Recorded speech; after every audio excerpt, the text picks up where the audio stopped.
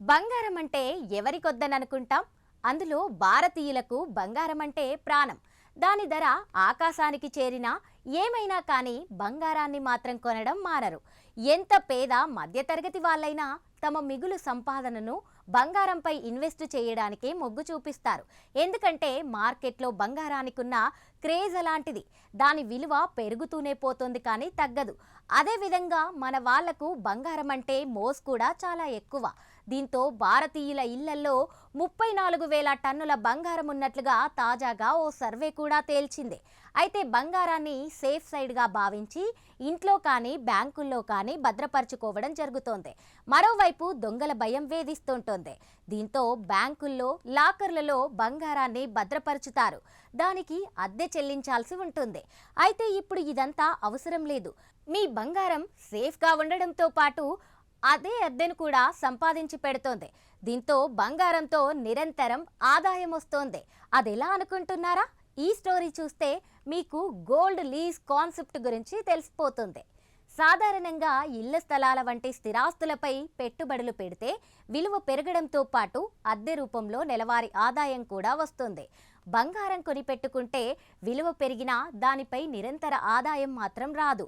అయితే గోల్డ్కు సంబంధించి కొత్తగా వచ్చిన లీజ్ విధానం తెలిస్తే బంగారం ఉన్న వాళ్ళంతా గంతేస్తారు. మేలిమి బంగారం బిస్కెట్లను ఆభరణాల విక్రేతలు, రిఫైనర్లు, ఫ్యాబ్రికేటర్లకు అద్దెకివ్వచ్చు. రోజువారీ కార్యకలాపాల కోసం ఆభరణాల విక్రేతలకు నగదు లేదా మేలిమి బంగారం కావాలి. నగదైతే అధిక వడ్డీ చెల్లించాలి. తక్కువ వడ్డీకి పసిడి లభిస్తోంది కాబట్టి దీనికి దుకాణదారులు ముందుకొస్తున్నారు. బంగారాన్ని పూచీకత్తుపై లీజ్కిస్తే 2% వడ్డీ, పూచీకత్తు లేకుండా ఇస్తే 4% వడ్డీని సంస్థలు ఆఫర్ చేస్తున్నాయి.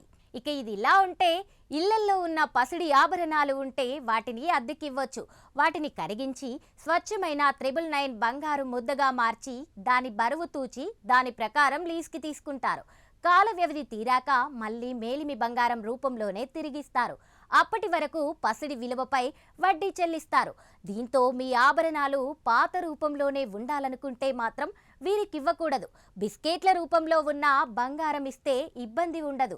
ప్రైవేట్ వ్యక్తులతో ఇబ్బంది అనుకుంటే ప్రభుత్వ రంగ బ్యాంకుల్లోనూ బంగారాన్ని డిపాజిట్ చేసి వడ్డీ పొందే అవకాశం ఉంది. దీనినే పసిడి నగదీకరణ పథకంగా వ్యవహరిస్తున్నారు. ప్రజల వద్ద వృధాగా ఉన్న బంగారాన్ని వినియోగంలోకి తెచ్చేందుకు, తద్వారా బంగారాన్ని దిగుమతి చేసేందుకు, విదేశీ మారకపు ద్రవ్యాన్ని వెచ్చించకుండా చూసేందుకు ఈ పథకం ఉపయోగపడుతోంది. అయితే ఈ విధానం అమల్లోకి వచ్చినా రిస్క్ మాత్రం ఉంటుంది. మామూలుగా లాకర్లో పెట్టుకున్న బంగారు ఆభరణాలైతే ఎప్పుడు కావాలంటే అప్పుడు తెచ్చుకోవచ్చు.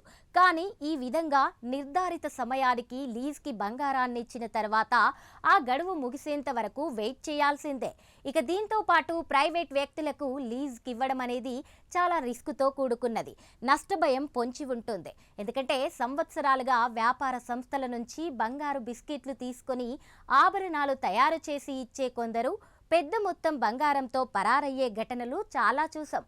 పసిడి ధర బాగా పెరిగిన సమయంలో లీజ్కి తీసుకున్న సంస్థ నిర్వాహకులు పరారైతే అసలుకే ఎసరొస్తోందని ప్రపంచ స్వర్ణ మండలి హెచ్చరిస్తోంది.